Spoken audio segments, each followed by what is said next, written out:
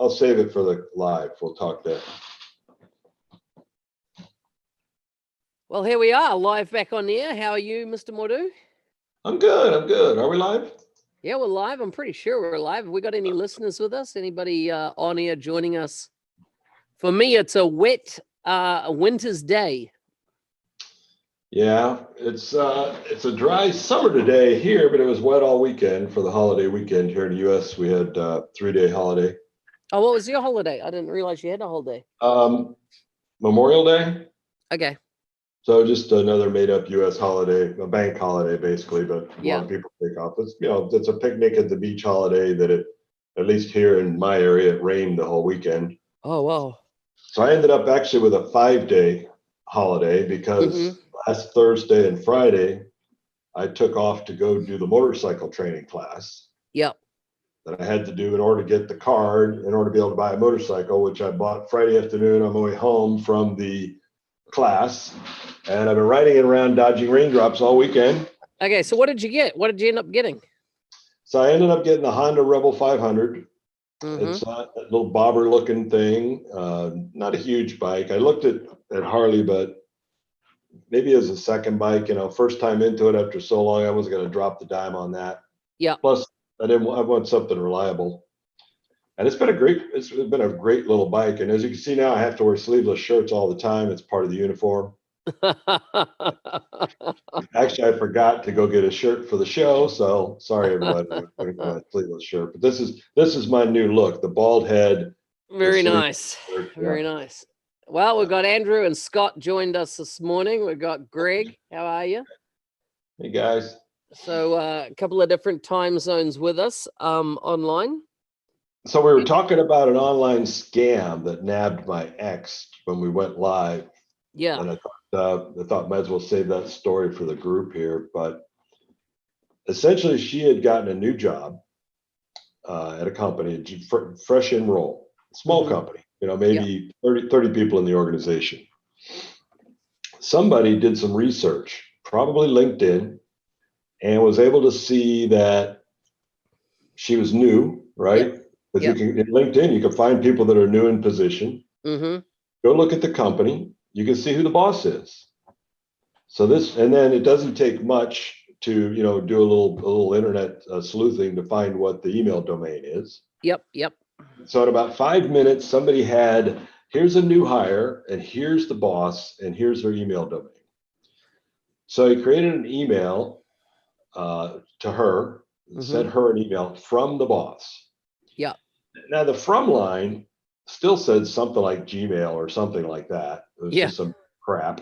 Yeah. But the message was from him, and I guess when she saw it pop up in her little whatever the little sidebar that pops up, it doesn't show you the email. It just says, Bill Smith, urgent message. And so you're a new employee, you get an urgent message from the CEO.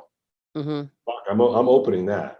Yeah. It says something like, I'm busy in a meeting and I can't do this, but I need it taken care of today. Can you go pick up 15 Steam cards for $500 each?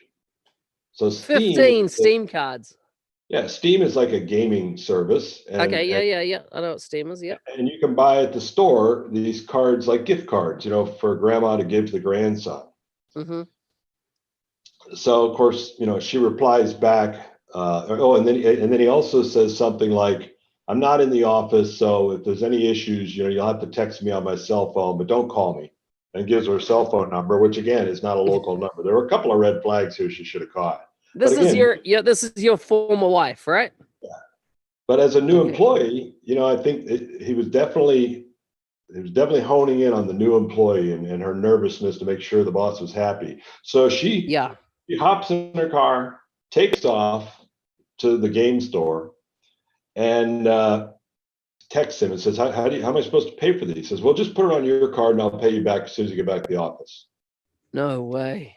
So she buys like 5 of these cards because they won't sell her any more than 5 at a time. Here was the third flag. This guy in the store says, because lots of people are doing scams on these cards. Yeah. Still didn't register. Went to another store, bought 5 more. So now she's in it to, I don't know, pretty good chunk of money. Yeah.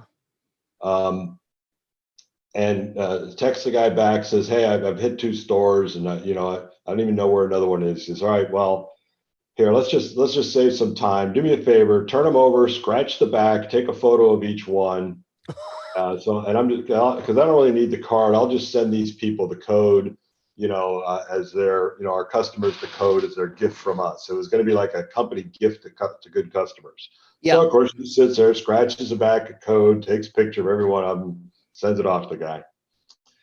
Only at that point did she start to get a little, Hello. a little suspicious, and then finally calls the office, asks to speak to the boss, and says, "Did you text me this morning?" And he said, "Nope."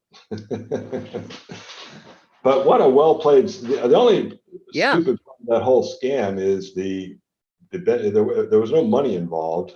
It was obviously some gamer looking for gaming time. Yeah. So gaming time. did she get her money back or anything like that? Oh hell no! There was nobody to get it back from. Once she scratched the code and the code had been redeemed, there was no. If she hadn't scratched the code, she could have returned the cards. But once you scratch the code, you kind of own it. So, that is nuts. I got the Black Rebel 500 ABS. You got a photo of it? Can you share a photo up on screen or something, or of the make or model? Welcome everybody. I see we've got folks from all over the place join us. Hey, John and the Serum Ninja. Amanda is on there with us. Danny, Patty, Norm, Andrew, Greg, Scott. Awesome, guys. Thanks for joining us today. Rachel, how are you? Good to have you guys all on. Just while he's looking up his Rebel motorcycle and he can share the screen, I am keen to, I've got to do a presentation on Friday this week to the MVP community across Australia and New Zealand. My CPM has asked me to do a 15-minute presentation on personal brand. Yeah, I don't know you, Serum Ninja. We've only been talking in the last 24 hours directly. So this will be my new oh, look at that, eh? What a gangster. That's going to be my new personal brand. Wow. Nice. Yeah. Very nice. Look at you. Fun bike to ride. Very cool. Very cool. Very fun bike to ride. I highly recommend it. I like it. I like it. So yeah, I've got to do this presentation, and I thought I'd crowdsource the theme. Well, the theme is personal brand, and I just need 5 talking points. So if you only had 5 things to say on personal brand, if you can just throw it in the chat there, what are the 5 key bits of advice you would give to somebody around creating or building your personal brand in the business application space that we operate in? So what would those 5... I don't know that a lot of these folks have got huge personal brands yet. It might be better to ask them what question would they have to build a brand, because you're the personal brand expert. Yeah, but I want to keep something fresh. And so, yeah, if you were thinking of personal brand, then that's a very good, Steve. What would your question be? What would you want to, what questions would you want answered around personal brand? And I've only got 15 minutes, so I've got to keep it concise. What would you want answered? Norm says consistency. Yep. Yeah, I mean, I think that there's so many different kinds of personal brands, and I think there are people that are consistent and they can build a brand because people know what they're going to say, and they know, it's an expected result from following this person. Or more like you and I, is to almost be intentionally inconsistent so that they really never know. Don't be nice to us like that, Lindsay.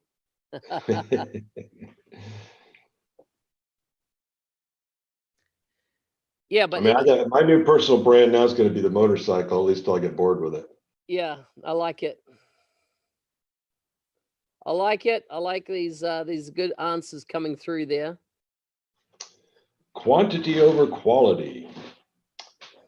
I don't know. Is this stuff we've been doing any good? We're doing enough of it. And we've done this every freaking week. I don't know that it necessarily is any good, but we got people following it because of quantity. So here's something that's interesting, and it just came out in the last couple of days. Emoji Megs, or Megan Walker, online. She has this theory that she's put out there, and I think it's very good. So what she does is that if she wants to learn something new, she decides to do a 30-day blog series on it. So that's one post a day for 30 days.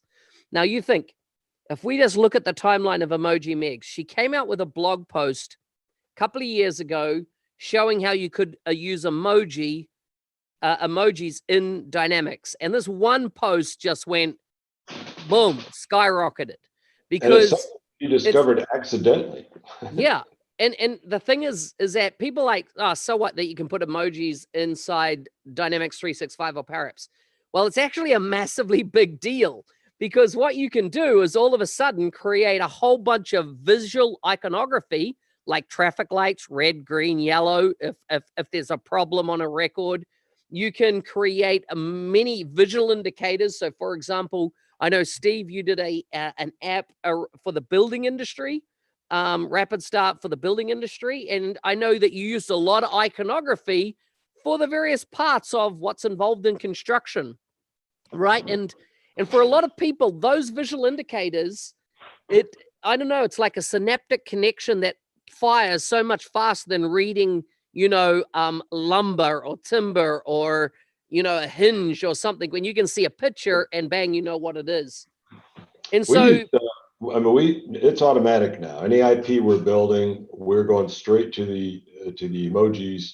And it's not, initially it was kind of a gimmick because it looked a little brighter and different than the out of the box stuff, but now it's really practical because, if you set an emoji at the field level, not just the form level, then it also shows up at the heading of all of your views.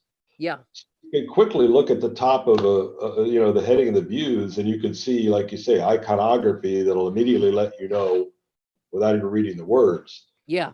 Anywhere there is a date field displayed within any of our applications, whether it's in a view, on a form, anywhere, there's a little calendar icon right next to that date field.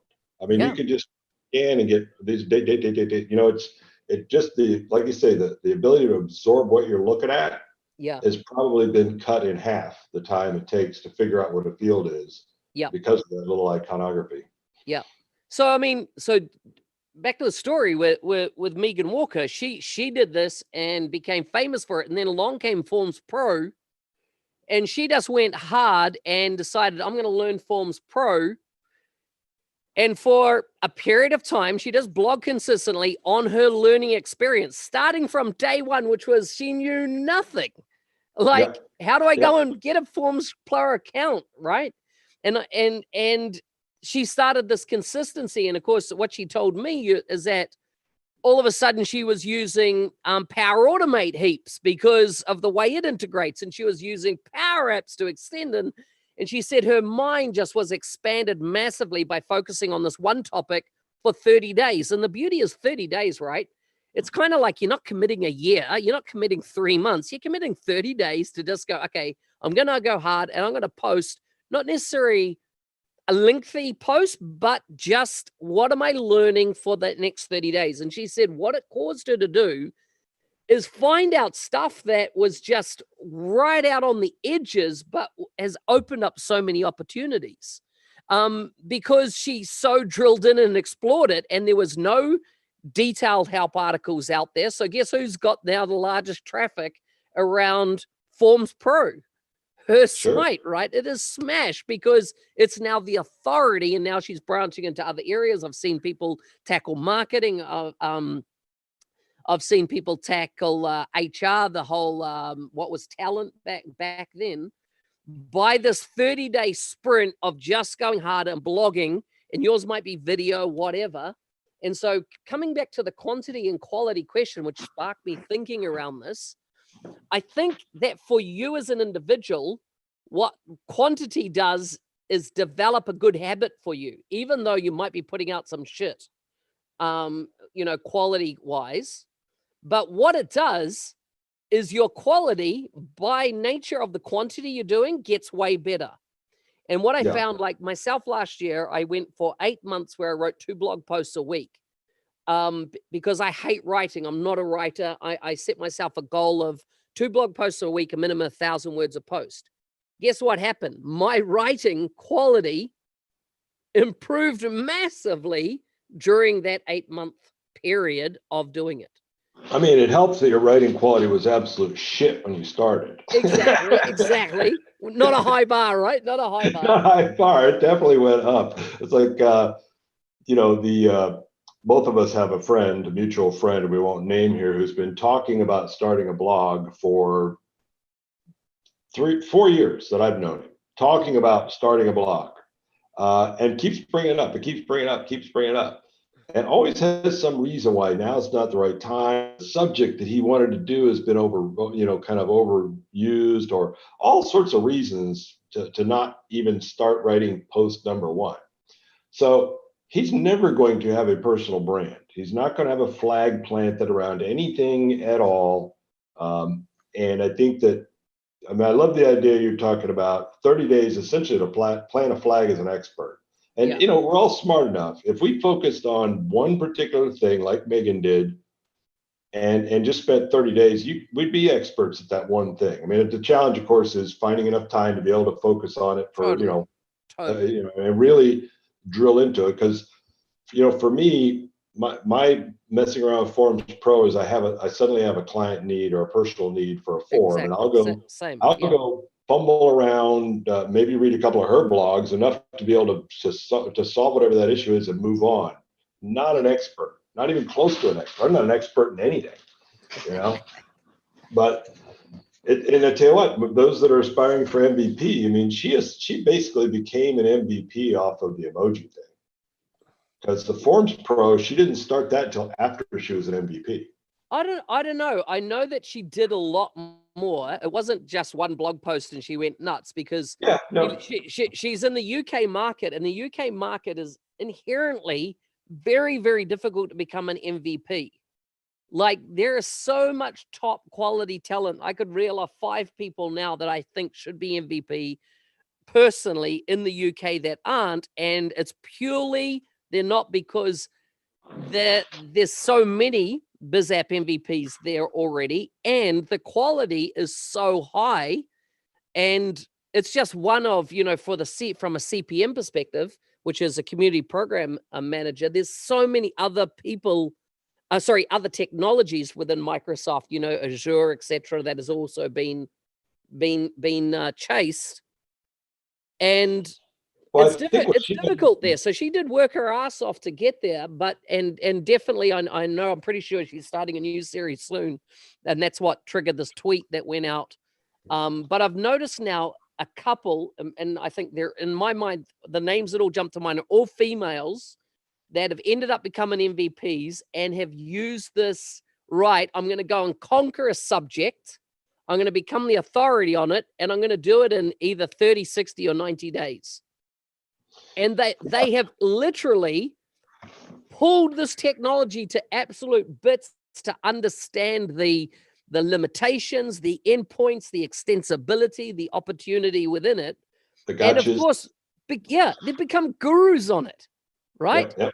And then they become their voice back to Microsoft to go, what about this? Why aren't you doing this? How about this? And they're not coming at from a point of a cursory look, right? They've lived and breathed it for a condensed period of time. Clearly she was able to stand out in the crowd because the emoji thing got her visibility. Suddenly her name, who's this gal? It kind of got her some visibility where other people at her level maybe didn't have anything that popped them up to the surface to be seen. But when you think about this idea, she grabbed Forms Pro, spent a month or whatever she spent to learn everything you could possibly learn about that thing, and then write some very good posts about it. And then you look across the platform at all of the things that are like that. Well, there's a lot, but there's not that many. Mm-hmm. I mean, what is there? I mean, what is there? 20, maybe 20 things in the platform that you could go deep on right now? You could go deep on like that. I mean, just at least 40. At least 40. All right, 40. So that means potentially, well, and of those 40, some have already been tackled No, yeah, but you think of the ones that haven't been tackled, right?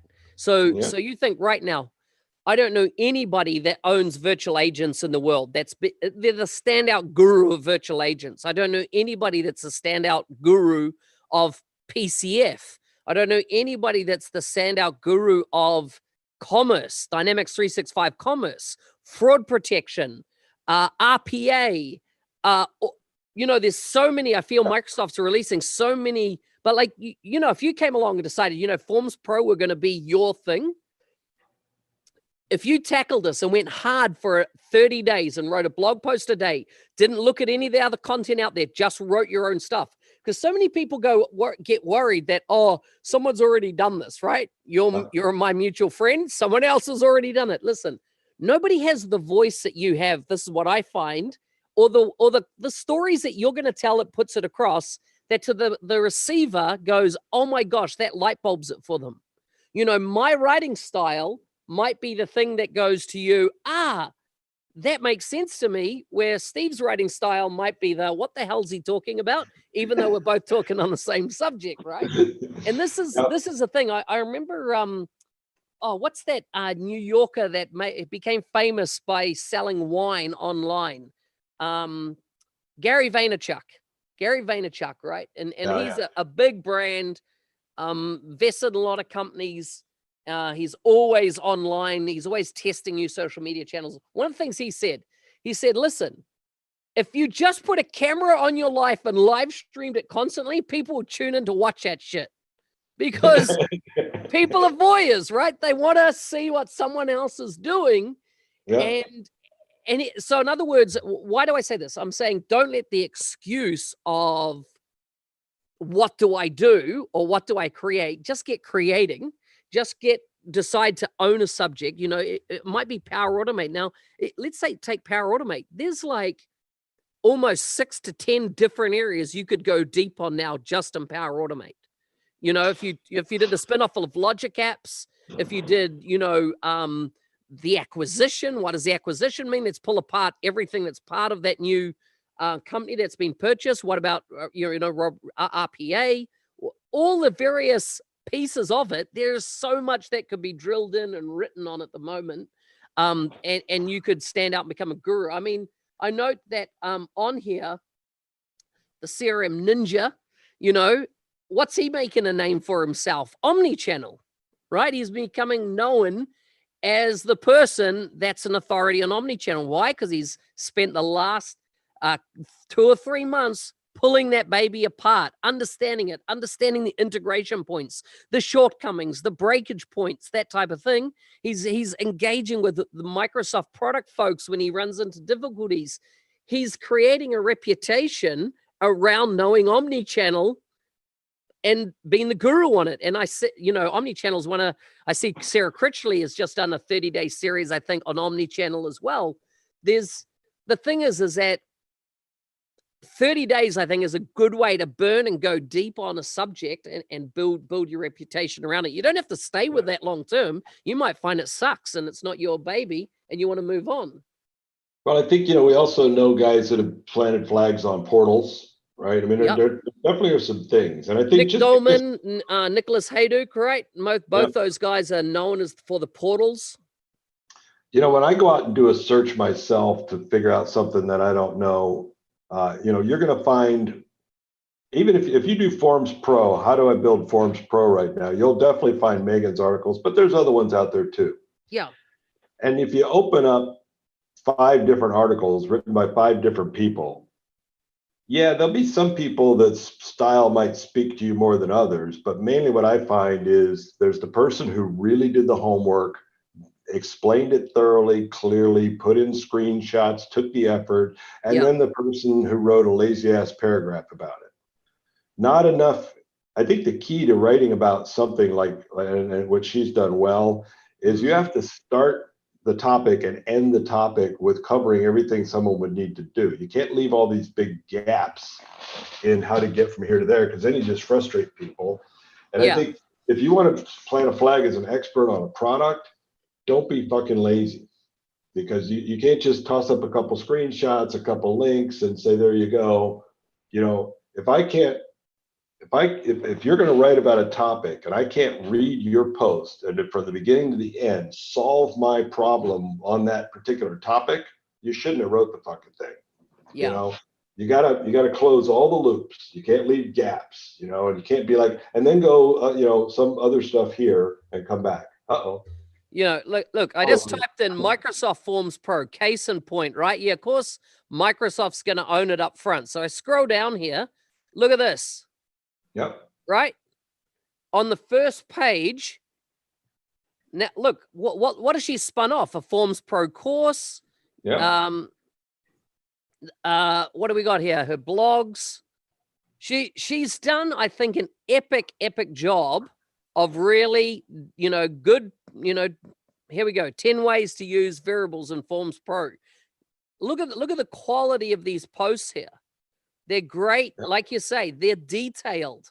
I can follow along, good breakdown. It's like the meat and potatoes are in here. It's not fluff, like you're saying, right? It's a good, solid, well-written post. And I think if you really want traction, write to the lowest denominator audience. Don't write something like this to developers, because this is no code anyway. You shouldn't be writing about code here or writing like a coder. You need to write like a person that's talking to person. Like you just walked up to some stranger at a bar who asked you how to do something. You have no idea what he knows or doesn't know, but you bet, you want to have him leave the bar knowing. So you need to be able to talk that way. And she does a very good job of that. She stays away from the jargon. I've just looked at her post, look at this. 184 posts and dynamics in the Power Platform. Now, some of these will be cross-categorized, most likely, but look at this here. Forms Pro, 68 posts she's written over that time, of picking that up. Portals, 23 posts. Power Automate, 32 posts. Power BI, 2 posts. WordPress, even how, she's using it, 3 posts. That's bloody impressive. That's a lot of writing. It's a lot of writing, and just decided to own, that topic, of course. Yep. My strategy has been less about writing a lot of posts and just writing really obnoxious posts. You write stuff that you're passionate about, right? Something that spins your wheels and then it comes out in what you do. When it happens. Lately, there hasn't been, I haven't written anything in a little while here because there hasn't been anything that exciting going on. Well, the reason is, right, we're coming up the end of the financial year with Microsoft. So therefore, Microsoft, they don't announce anything at the end of the financial year. Everybody's just after one thing, and that's closing as much business as they can, hit targets, retire targets, that type of thing. So it's, no new contracts go out. I've had no new work from Microsoft, going into this month. But like, it's standard this time of the year. That's the way it happens. Some of the things I wrote about that really annoyed me and pissed me off still exist as a problem. And there's no point in writing about it again, but it is kind of frustrating that, some of these things still exist. I see Frank's probably alluding about these. He's throwing us our next topic, which is on our agenda, Frank. So thanks for that. Yeah. So I know, Steve-O, you got a couple of emails, did you not? And Daniel Hasketh sent me these emails as well. But do you want to pull these 2 emails from Microsoft apart that they've just talked about AppSource and where things are going? Yeah, so sharing a screen on the first one, which is something we should anticipate. And they told us about it. And actually, this one doesn't bother me. I like this one. This is the idea that we've got a release every 6 months. And if you're an ISV, your shit needs to work every 6 months on the new release. This is all new. Before, this is one of the reasons AppSource turned into such a huge pile of shit, was that nobody maintained their apps once they put them in there, and none of them would work. So I'm satisfied at this very much. I think what I'd like to see this is they're giving us, please update, recertify no later than 6 months after last certification. So every 6 months they're wanting you to go certify, and that should be in line with, say, a new release comes out, within a month, maybe you've gone and recertified. So you're on that every 6 months, you're following their new launch and making sure your shit still works.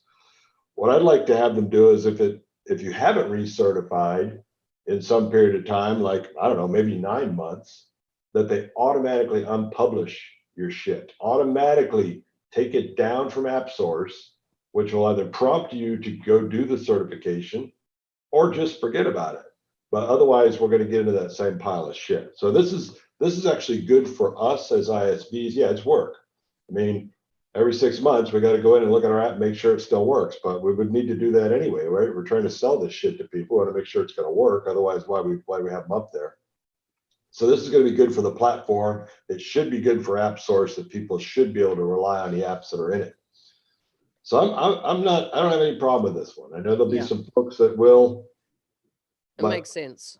It makes And sense. And you're right. I think if they went for that model of auto publishing after, I reckon 30 days is plenty of time, because you got a month and 30 days, right? Sorry, 6 months to get your product up to spec in time again.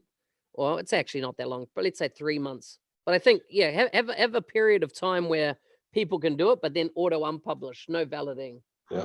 Well, and before, when the first time they did this, they said you need to recertify your apps or they're coming down. There were a lot of apps that were built version 8 sitting out there.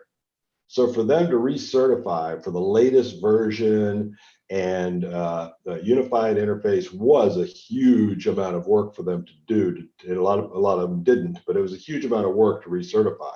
Yeah. But now, once you're certified on the latest version, the next wave isn't making that many fucking changes. I mean, there's not that much stuff happening from wave to wave that is going to cause you to have to go in and rebuild everything you fucking got. It's going to be. I mean, so far on our stuff, every time we've recertified, we haven't had to make any changes. So it hasn't impacted us at all. We still got to go push the button to make sure that it still goes through, but it hasn't impacted us. So once you're current, it's easy to stay current. It's a lot of those folks that were so far behind that really struggled. So let me pull up here. He'll be the one that, as a matter of fact, this is going to loop into a conversation I had with someone today that I want to talk about.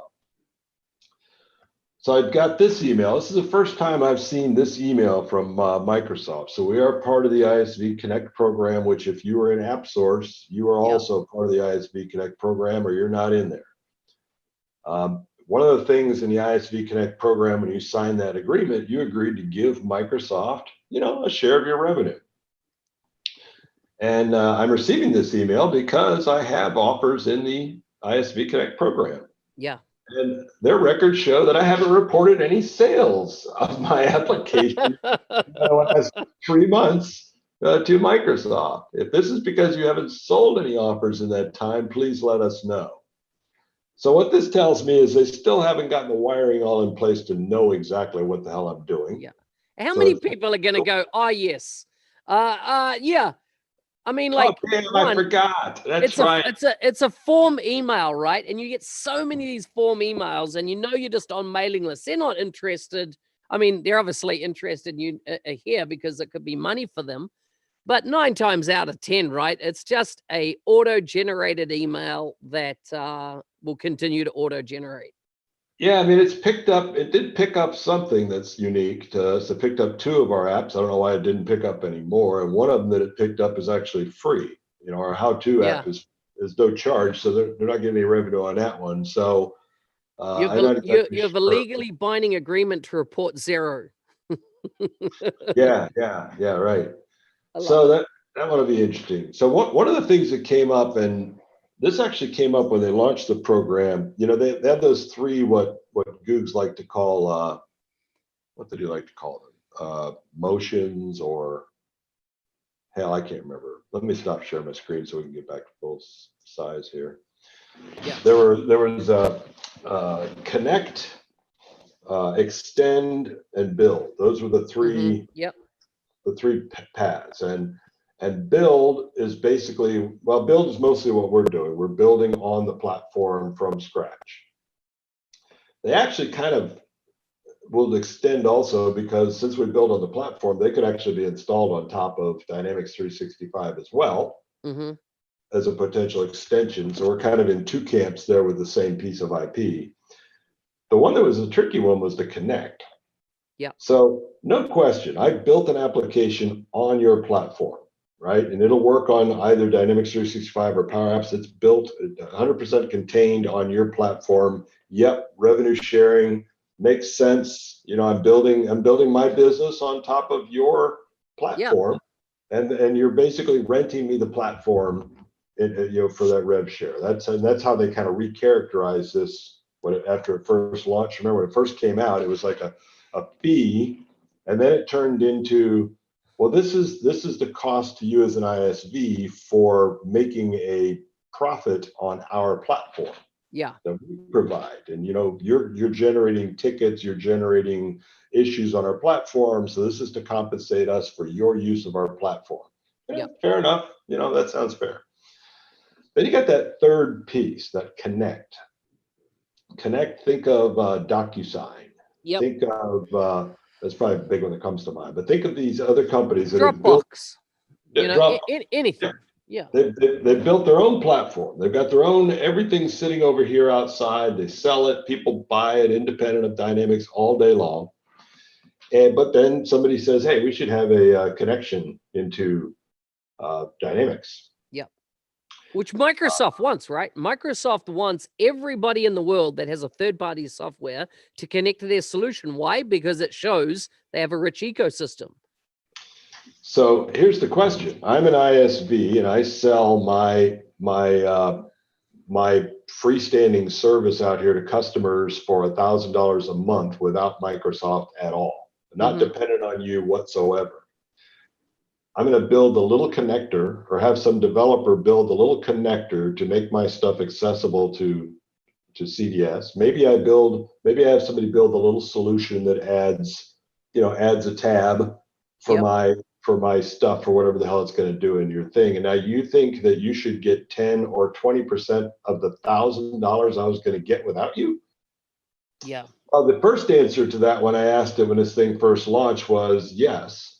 I said, well, why would any of those people do that? You're not going to get 10% of Dropbox's revenue because they build a fucking connector. I'm sorry. From every customer that uses it, you're not going to get that. And I said, what's the story for those Connect ISVs? He says, I guess they won't build on our platform then if they don't want to give us the revenue. To be fair, that was quite a while ago.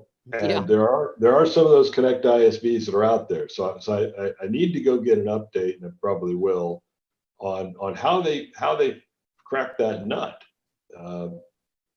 Because you got some of those applications out there. I was talking to one that had bank benchmarking data, right? Yep. Huge. I mean, very expensive. I mean, banks would pay thousands of dollars, a month for access to this benchmarking data. And they were contemplating making it available, kind of how like LinkedIn is in there, where you could use it to augment records of your competing banks with stuff from our database. And Microsoft had to hand out, for 10 or 20% of that huge money that they're like, fuck you, maybe what are you fucking crazy?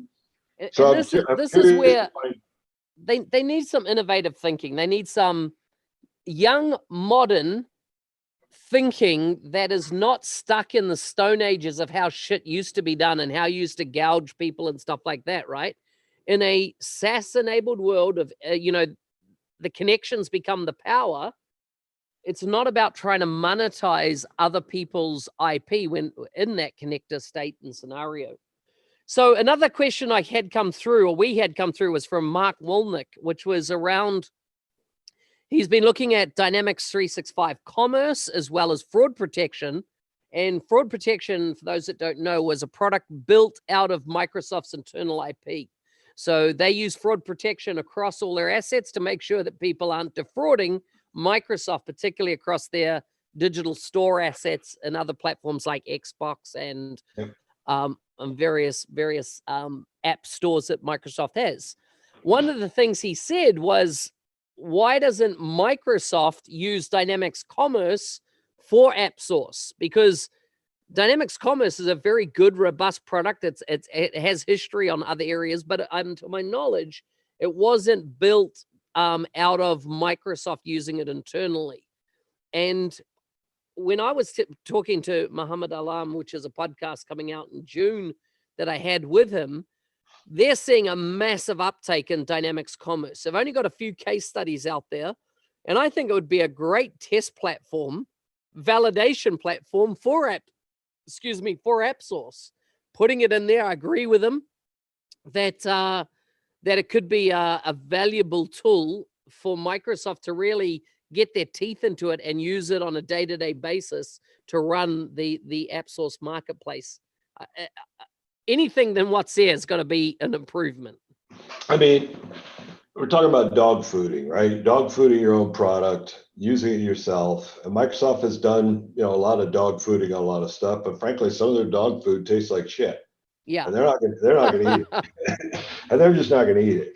I mean, I know that for Dynamics marketing, for example, they were talking about a project they had with the Xbox team where they had sent out like, I don't know, 1 million email campaign or something. They bring it up a lot. Yeah. But the Xbox team, and frankly, most of Microsoft is not using Dynamics for marketing for their marketing. I mean, there was a particular use case that they used it for, but they're using much bigger products. I mean, they still got SAP in that organization. I mean, they've still got Marketo in that organization. They've got a lot of other products in that organization. And the BizApps team is not the biggest part of Microsoft by a long shot. So we don't have any. Business Applications Group doesn't have a really loud voice at the broader table of Microsoft to be able to go in and force them to, hey, because commerce has come out of the BizApps team. Yeah. That's not, they're not going to go and say, hey, you need to switch Xbox over to using our commerce solution. I mean, who knows? They may have gotten a lot of that IP from what's powering Xbox. Maybe kind of going the other way around. Yeah.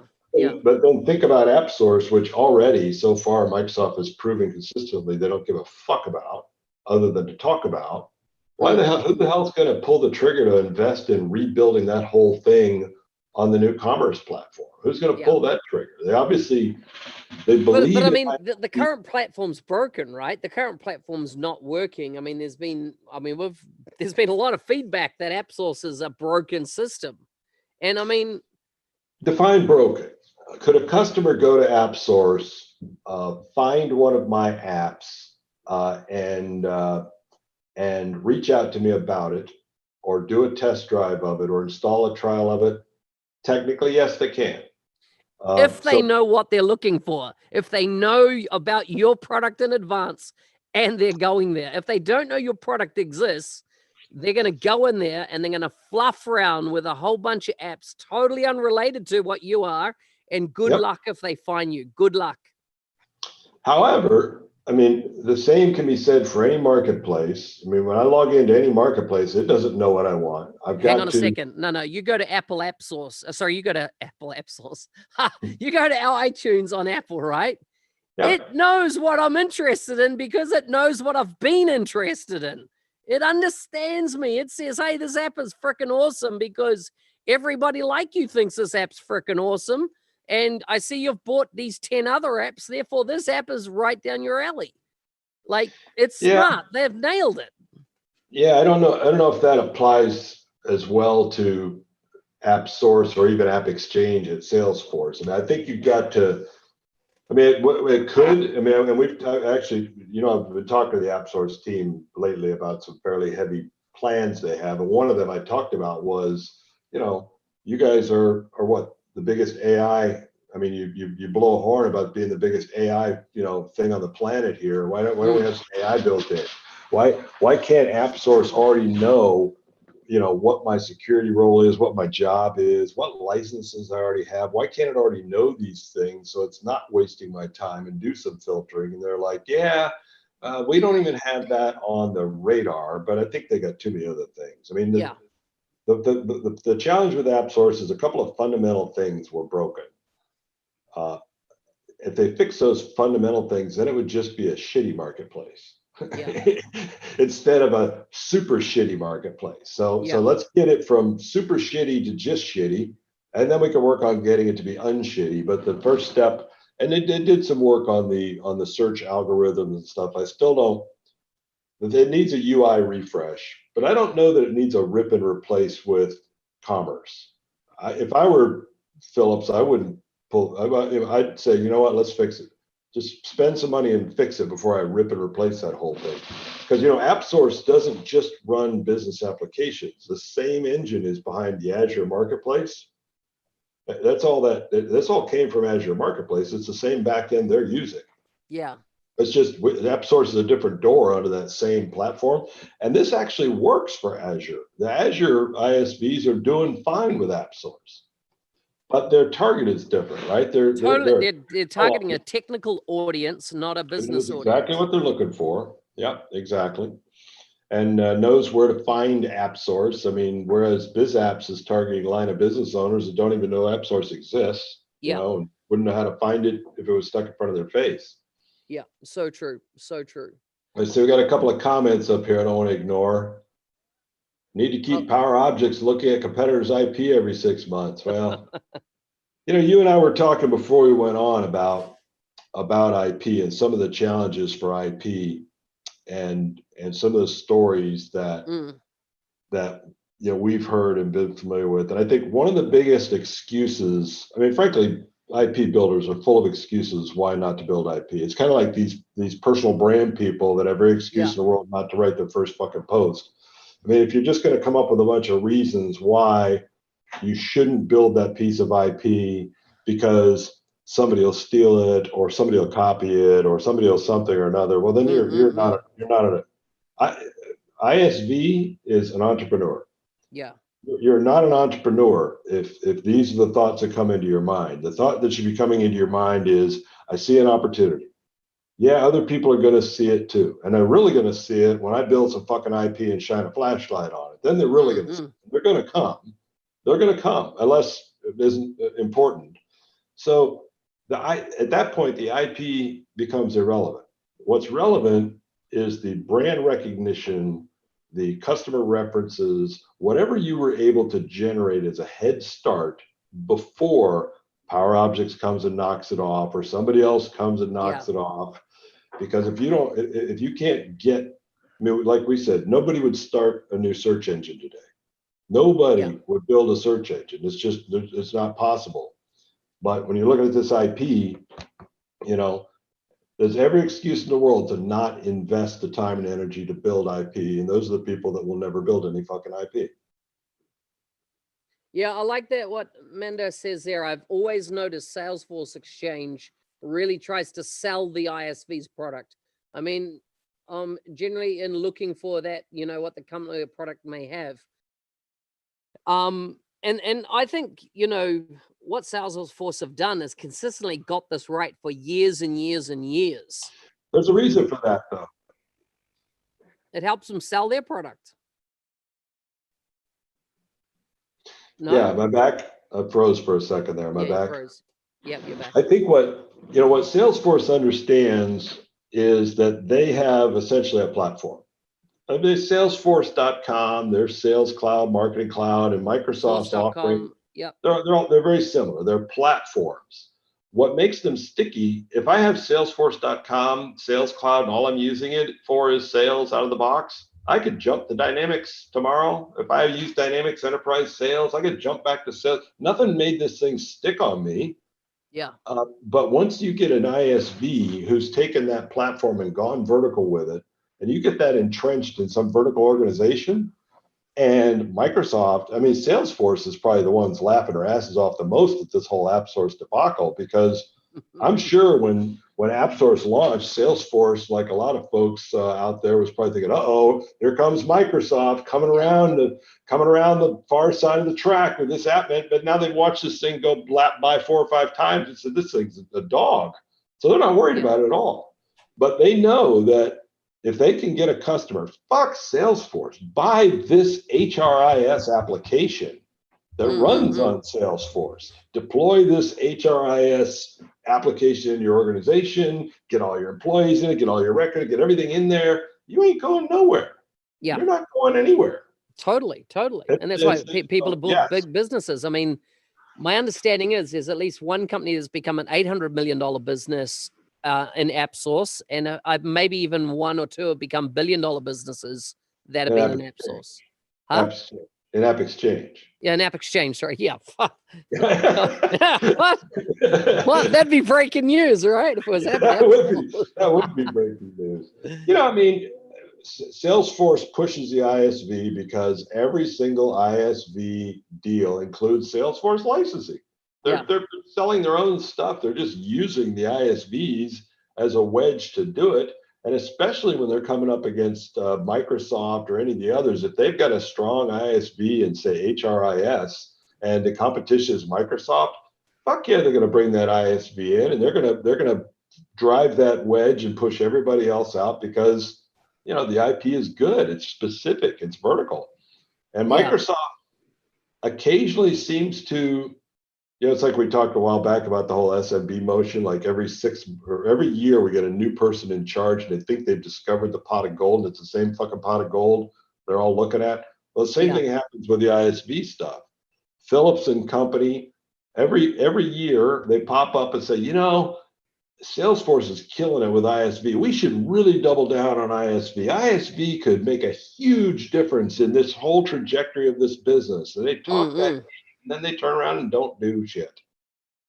Yeah. So they bring in Googs, and I'm thinking, oh man, here we go. Finally, somebody with some horsepower.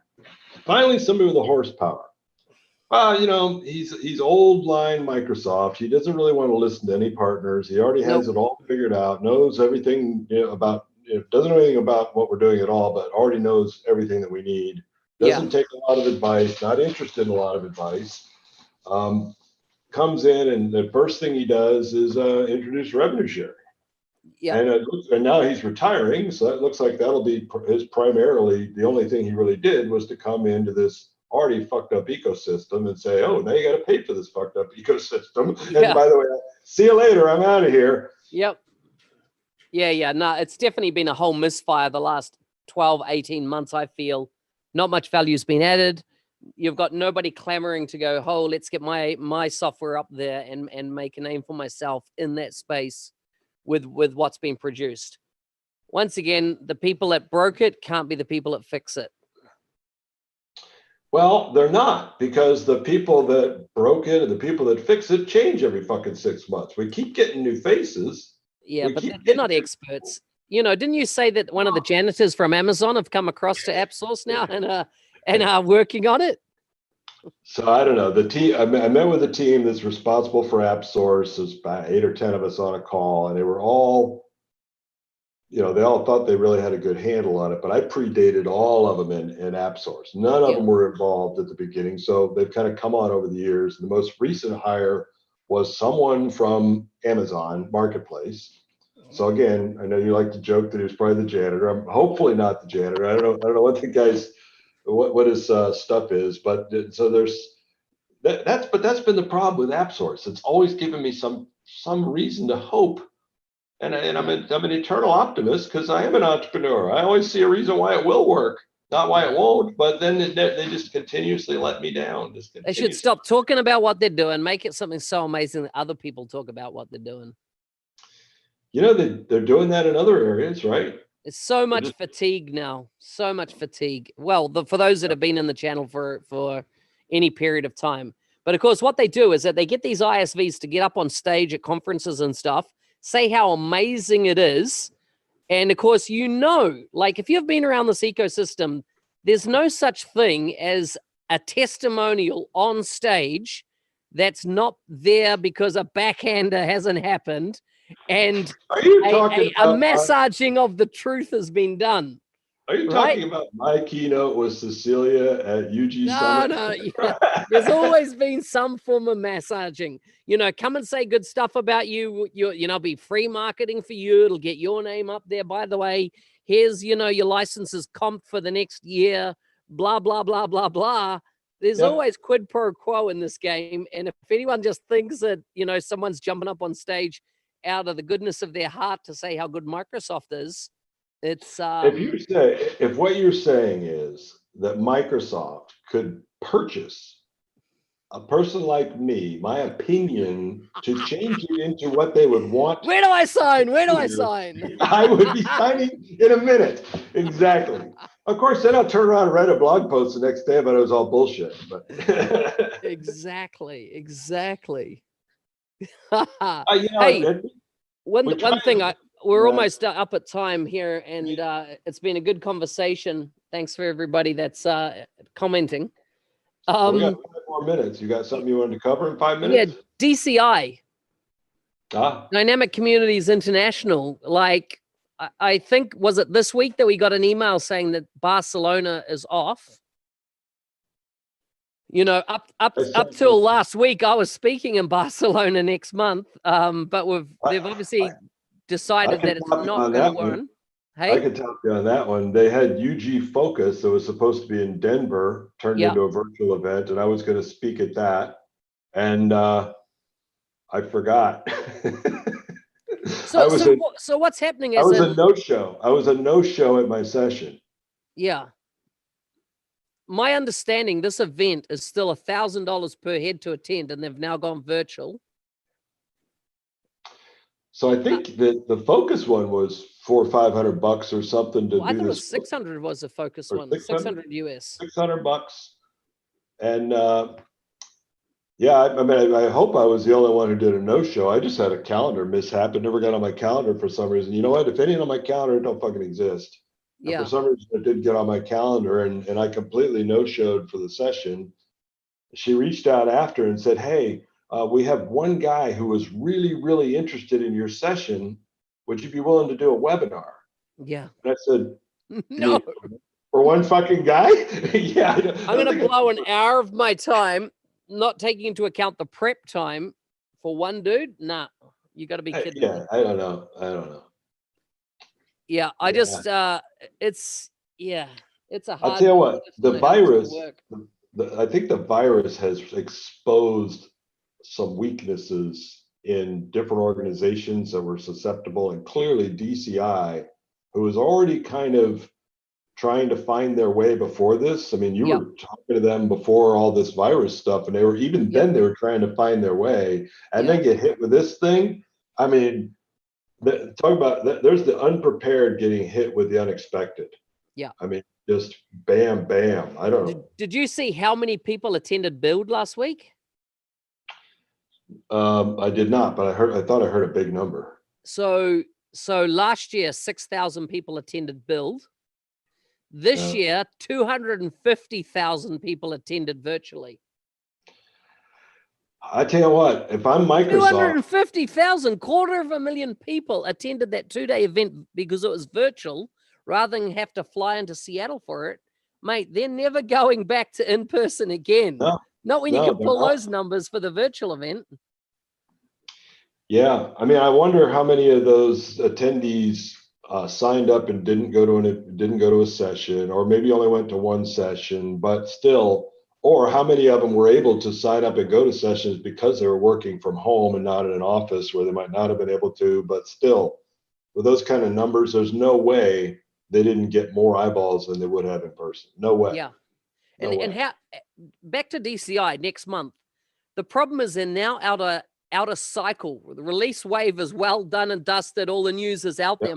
Microsoft folks have got nothing to talk about in June, right? No. So therefore, that's typically 100 speakers from Microsoft for that event. There's nothing to talk about for them. Last month of year end, you won't even be able to get any of them. No, there'll be nobody. They're all planning. Yeah. I think it's. I think that event. I hear the Australian event in Melbourne. It's also gone virtual now, which was I think around August timeframe. It's so Ninja's saying the networking is still important. You don't get that with virtual. I'd say the networking is important to the attendees, not to Microsoft. Organizers. Yeah, not to the organizers. The networking doesn't do anything for the organizers other than have a reason for you to come to the in-person event. Yeah, is because you're going to get to network. Yeah, it was a selling point of theirs, and what they've realized is that selling point, 6,000 people get to network, or we get 250,000 people show up at our event and they don't get to network, I'm telling you, I know which one I'm spending my money on. But you know, that's the huge difference, because for Microsoft, all they care about is ears hearing about our products. For DCI, DCI doesn't have a product. Their product is talking about somebody else's products. So their revenue, Microsoft's revenue, comes from licenses that are a result of you hearing about our product and going and buying it. DCI's revenue is from you signing up to come hear about the fucking product. Yeah. So they're on the wrong side of that lever. The You know? world's changed, definitely. Yeah. Alrighty, Steve, we've wasted Time. another hour of everybody's time. It's 9 o'clock here in New Zealand. I'm going to go do some physical work rather than some computer work for the day. Thanks, everyone, for joining us. I'm jumping on the motorcycle. Enjoy, mate. Enjoy your sunshine in Florida. Ciao, ciao. Yes. All right. See you, guys.